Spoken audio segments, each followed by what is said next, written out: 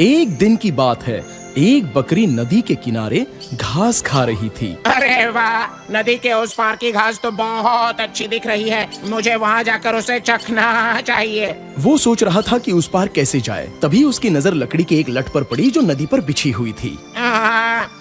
मैं इसके सहारे नदी पार कर सकता हूँ। वो लठ की ओर बढ़ने लगा। लठ पर पैर रखने पर उसने देखा उसकी दूसरी छोर पर एक बकरी पहले से ही खड़ी है। पहले मुझे जाने दो। दूसरी बकरी ने कहा। पर क्यों? पहले तो मैं जाऊंगा। नहीं नहीं, लकड़ी पर पहले मैं चढ़ा तो पहले मैं जाऊंगा। दूसरी बकरी ने कहा। पहली बकरी सोचने लगी।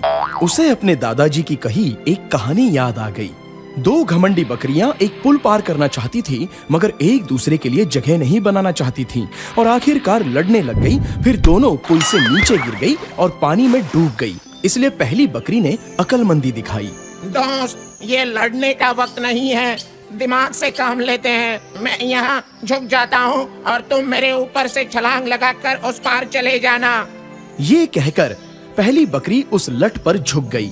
दूसरी बकरी उसके ऊपर से कूदकर दूसरे पार निकल गई।